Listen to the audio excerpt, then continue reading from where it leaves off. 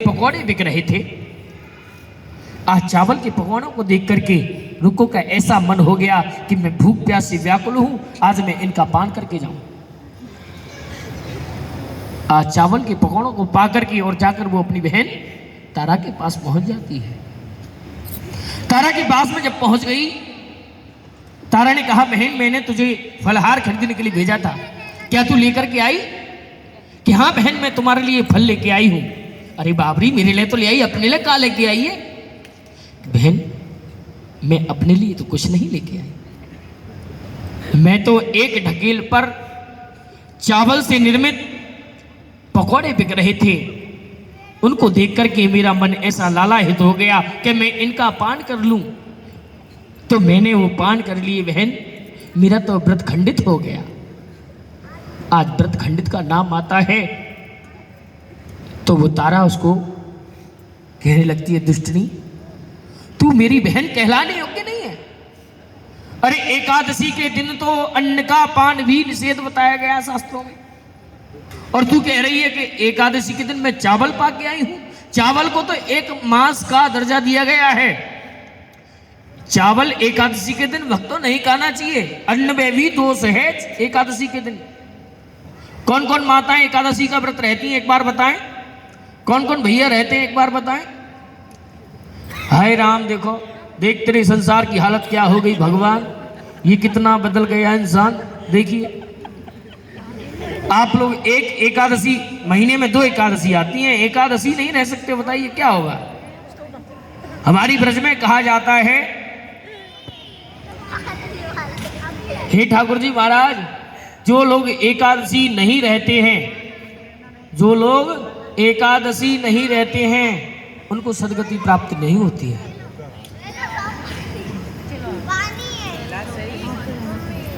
अगर हमको वैकुंठ जाना है, वैकुंठ की प्राप्ति करनी है, तो एकादशी रहना चाहिए। एकादशी किसी के लिए नहीं है, न किसी संतान के लिए, न धन के लिए, न कारोबार के लिए, किसी के लिए नहीं है। वो तो केवल अपने लिए मोक्ष प्राप्त कराने के लिए एकादशी रही जाती है। दीदी बैठ जाइए, आप हाथ जोड़ के निवेदन।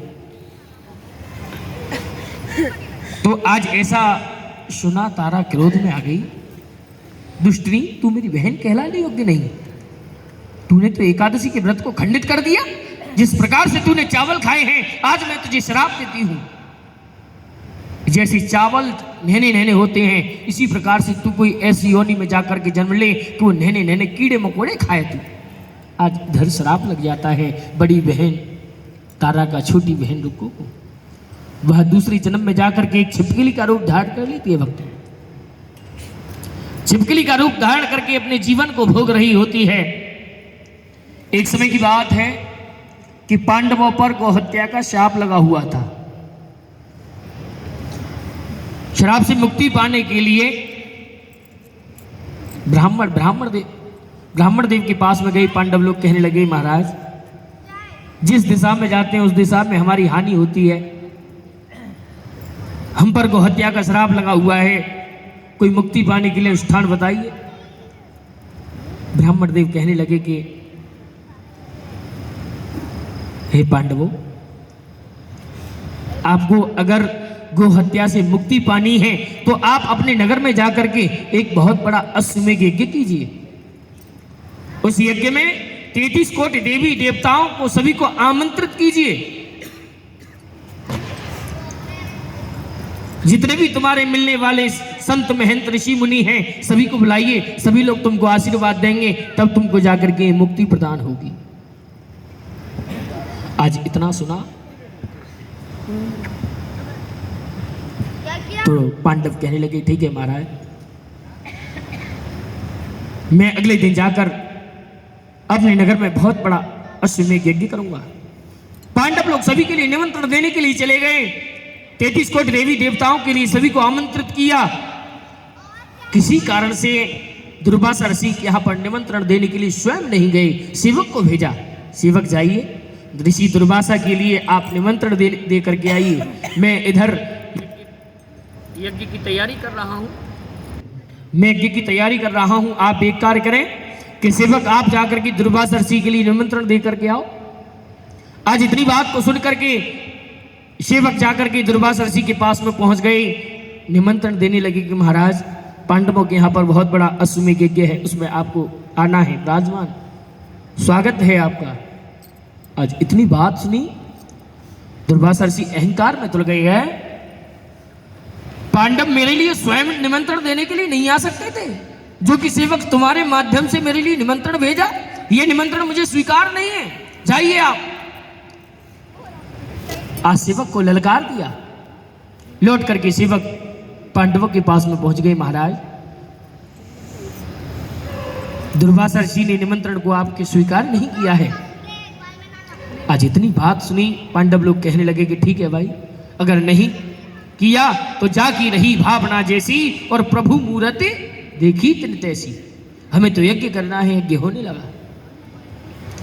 यज्ञशाला में यज्ञ हो रहा था। पंडित जी महाराज खीर प्रसादी ठंडी कर रहे थे भोग लगाने के लिए। यज्ञ हो रहा था। यज्ञ का समय देखा दुर्वासा ऋषि ने मन में ख्याल किया, अरे भाई, जो पांडवों का यज्ञ हो रहा है उसमें कुछ ऐसा विघ्न करूं जो कि यज्ञ पूर्ण नहीं हो सके। आज वही दुर्वासा ऋषि एक बाज का रूप धारण कर लेते हैं। जंगल से मरी हुई सर्प को पांजर को उठा करके अपने पंजे में दबा करके आकाश लोक में उड़ रहे होते हैं। पंडित जी महाराज जिस स्थान पर खीर प्रसाद को ठंडा कर रहे थे, किसी गृह कार्य के लिए छोड़ करके चले जाते हैं, उड़ी खीर रह जाती है। आज वह दुर्वासा ऋषि बाज का रूप धारण किए हुए हैं। आज उसमें मरी हुई सर्प के पांजर को डाल देते हैं। मरी हुई सर्प की पांजर जाकर के खीर में नीचे बैठ जाती है। किसी को दिखाई नहीं दी। दिखाई किसको दे रही है? वो छिपकली दीवार से छिप करके देख रही है। छिपकली मन में विचार करने लगी, इस प्रसाद को तो जो भी पाएगा उसकी मृत्यु हो जाएगी। मेरे देखते हुए अगर किसी की मृत्यु हो जाए तो मैं तो पाप की भागिन और बनूंगी। यह जीवन मुझे छिपकली बन करके भोग भोगना पड़ रहा है। अगर मैं इस पाप को भी देख लूं तो हो सकता है मेरे को और ज्यादा कीड़े मकोड़े में जाकर के जन्म मिले। अगर मुझे इससे मुक्ति पानी है तो मुझे बहुत बड़ा त्याग करना पड़ेगा। मुझे स्वयं अपने प्राण इसमें देने पड़ेंगे। आज छिपकली कहने लगी, आज मुझे बड़ा त्याग परोपकार करने का समय मिल रहा है। आज इतना मन में विचार करते हुए वो छिपकली जाकर के खीर में कूद गई। आज छिपकली जैसे ही जाकर के खीर में कूद गई, महाराज पंडित जी महाराज खीर प्रसादी को लेने के लिए आए। देखा छिपकली पड़ी हुई है, ऊपर तैर रही है। जाकर के पांडवों से कहा, महाराज भोग तो विषैला हो गया, वो तो भोग लगाने योग्य नहीं रहा है। पांडव आए, देखा छिपकली गिर गई। पांडवों ने उस छिपकली के लिए श्राप दे दिया कि हे दुष्टनी छिपकली, हम तुझे श्राप देते हैं कि हमने ये प्रसाद मां भगवती के भोग के लिए बनाया था, लेकिन तूने इसको विषैला कर दिया। हमारा श्राप है कि तू जिस योनि में भटक रही है इसी योनि में हमेशा हमेशा के लिए तो भटकती रहे। इधर पांडवों का भी श्राप लग जाता है वक्त। पंडित जी महाराज कहने लगे, महाराज इस खीर का क्या किया जाए? पांडव कहने लगे, इस खीर को फेंकवा दिया जाए, कोई कार्य की नहीं रही। लेकिन पंडित जी कहने लगे कि नहीं, अगर इस खीर को फेंकोगे महाराज, रतन देव है, रतन एक पुत्र के समान होता है। एक समय की बात है, भगवान कृष्ण कन्हैया यशोदा मैया के साथ में खेल रहे। यशोदा मैया दूध गर्म कर रही। यशोदा मैया ते बोले भगवान कि मैया तू मुझको ये बता कि तोको सबसे ज्यादा प्यारो कौन है? आज मुझे बता दे। क्योंकि बच्चे छोटे छोटे ऐसी बातें करते हैं।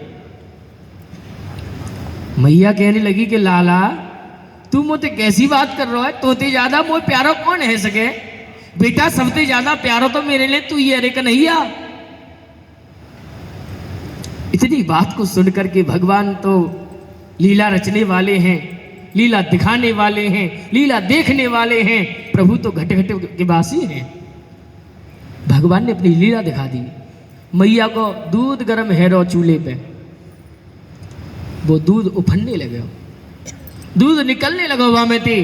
भगवान श्री कृष्ण गोदी में पड़े भय, वो मैया बात लल्ला को फेंक करके वह दूध की ओर भागी। अब भगवान कहने लगे, मैया तू तो कह रही कि सबसे ज्यादा मोह तो लल्ला तू प्यारो, लेकिन तेने तो जा दूध के पीछे मैं फेंक दियो तो सबसे ज्यादा जी दूध प्यारो। तो अब मैया कहने लगी कि लाला जी तो कन्हैया जी तो रतन देव है, जाकी तो जय जय मैया है वे।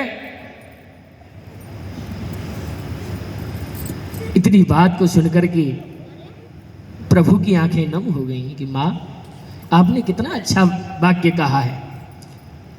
दूध का दर्जा, गाय का दूध हमारे लिए बड़ा अच्छा लाभदायक होता है। प्रभु की पूजा करी जाए। अभी पितृपक्ष निकल करके गया है नवरात्रों से पहले। पितृपक्षों में अगर भैंस के दूध की अगर घर में खीर भी बना ली जाती है तो उसको हमारे पितृ स्वीकार नहीं करते हैं। गाय के दूध से निर्मित हमको भोजन बनाना चाहिए। गाय के दूध से निर्मित ब्राह्मण को भोजन कराना चाहिए। गाय के दूध से गाय के गोबर से हमको चौका लगाना चाहिए। गाय के मूत्र का घर में छींटा करना चाहिए। बहुत गुण है। तो आज खीर प्रसाद के लिए बड़ा गहरा गड्ढा खुदवाया। आज खीर को जैसे ही पलटा गया तो खीर में भगोने में मड़ी हुई सरप की पांजर दिखाई दे गई। पंडित जी कहने लगे महाराज हो सकता है छिपकली का कोई कसूर ना हो। इसको तो बिना कसूर के पकड़ा गया। इसको तो बिना कसूर के आपने श्राप दे दिया। क्या किया जाए प्रभु? पांडव कहने लगे कि महाराज हो सकता है इसके लिए जो हमने श्राप दे दिया ये बिल्कुल गलत दे दिया हो। अब पंडित जी महाराज हमें कोई ऐसा मार्ग बताओ जो कि छिपकली का उद्धार हो जाए। कैसे उद्धार हो प्रभु? अब पंडित जी महाराज कहने लगे कि महाराज अगर इस छिपकली का आपको उद्धार करना है तो इसके लिए एक छोटा सा यज्ञ किया जाए। छिपकली का उद्धार तब होगा। आज उद्धार करने के लिए एक यज्ञ किया, माँ भगवती का हवन किया। आज जैसी हवन किया छिपकली को उद्धार करने के लिए तुरंत आकाशवाणी हो गई कि हे छिपकली तेरा जन्म जाकर के कहीं राज घराने में होगा, लेकिन तेरा पालन पोषण शूद्र घराने में होगा। आज ऐसी आकाशवाणी हो गई। तो आज वही छिपकली तीसरे जन्म में जाकर के एक राजा स्पर्श के यहां पर जन्म ले लेती है। किसके यहां पे? राजा स्पर्श के यहां पर। कथा सभी के समझ में आ रही है? समझ में आ रही है? कोई ऐसा तो नहीं कि जल्दी हो रही हो? ठीक है, आप बता देना अगर समझ में ना आ रही हो। छुरा है ना आ रही है भगवान ना आ रही है। बेटा पक्को ब्रजवासी जी ध्यान कर लियो। बोली गोविंद भगवान की। आज जब छिपकली जाकर के राजा स्पर्श के यहां पर कन्या रूप में जाकर के जन्म ले लेती है, राजा के यहां पर कोई संतान नहीं थी। राजा के यहां कोई संतान नहीं थी। जाकर के कन्या रूपी वो बेटी जाकर के जन्म ले लेती है तो राजा बड़ा प्रसन्न हो जाता है, बड़ा खुश हुआ, बड़ी बड़ी बधाइयां लुटाई, बड़े बड़े ब्राह्मणों को बुलाया। पंडित जी मेरे यहां पर कन्या पैदा हुई है, आप आइए कन्या की चिट्ठी पत्री मुहूर्त देखिए। और लेकिन इस कलयुग में हमारे यहां पैदा है जावे कन्या तो पंडित जी पे एक ही फोन करेंगे, पंडित जी चोरी भैया आ जाइयो। पंडित जी तो यही ना समझ पाओ मैं छोरी भई के चोरी है गई भयो का भैया घर में। हाँ, और जब लड़का हो गए ना, पंडित जी लड़का हुआ है 551 रुपए आपके रखे, एक मीठे का डिब्बा रखा है, आप लेके जाएं और आप हमारे लिए बता के जाइए किस घड़ी किस नक्षत्र में बेटा हमारे लिए सुखद है या कष्टप्रद है। और पंडित जी कैसे करके महाराज सुबह से शाम तक ना पहुंच पावे ना तो काके में माल में अलीगढ़ में। पंडित जी तुम आ रहे हो ना आ रहे, हम दूसरे पंडित जी की व्यवस्था कर ले रहे हैं, तुम देखो। अब पंडित जी साहब अपनी कार भारे सब भूल जावे, साइकिल ही मिल जाओ वही तो छपक छपक भागे जावे बिल्कुल भैया जिजमान ना निकल जाए। ऐसा लोगों का भाव है। बेटा बेटा तुम चाहो तो ये बेटी कहाँ को जाएंगी, और फिर प्यारे से बेटों को ये चांद सी दुल्हन कहाँ से आएंगी। ऐसा लोगों के अंदर भेदभाव है, ये होना नहीं चाहिए। बेटे का सम्मान जगत में और क्यों बेटी का मान नहीं, दुनिया वालों हमें बता दो बेटी क्या संतान नहीं। बेटा साथ क्या लेकर आया जो बेटी क्या नहीं लाई है, बिन बेटी के बेटे की हर सूनी लगे कलाई है। अरे भैया दूज और रक्षाबंधन ऐसा कोई त्योहार नहीं, ये दुनिया वालों हमें बता दो, बेटी क्या संतान नहीं है। एक बार बेटा, लेकिन राजा स्पर्श बिल्कुल भी भेद नहीं कर रहा है। कन्या पैदा हुई, पंडित जी महाराज को बुलाया, पंडित जी मेरे यहाँ पर कन्या पैदा हुई है, चिट्ठी पत्री में। पंडित जी आए, पंडित जी ने अपनी पत्री को खोला। महाराज पत्री को जैसे ही खोलते हैं पंडित जी महाराज उदास हो जाते हैं। राजन तुम्हारे अंदर इतना भाव, और लेकिन ये पत्रा, मेरी पत्री तो कह रही है कि महाराज ये कन्या आपके लिए कदापि सुखद नहीं है। अगर इस कन्या को आप पालोगे तो तुम्हारा सारा राजपाट वैभव सब कुछ नष्ट हो जाएगा, सारी प्रजा मर जाएगी। इतनी बातों को सुनकर के राजा रोने लगा। पंडित जी महाराज आप क्या कह रहे हैं? अगर महाराज ऐसा हो जाएगा तो इस कन्या को मरवा दूं, फिर क्या करूं? पंडित जी मुझे कुछ मार्ग बताएं। ब्राह्मण देव कहने लगे नहीं महाराज, इस कन्या को मरवाओगे आप तो आप पर बहुत बड़ी हत्या लग जाएगी। बाल हत्या सबसे बड़ी हत्या होती है, वो भी कन्या। राजन मैं आपके लिए एक मार्ग बताता हूं, आप एक लकड़ी का सिंदूक बनवाइए।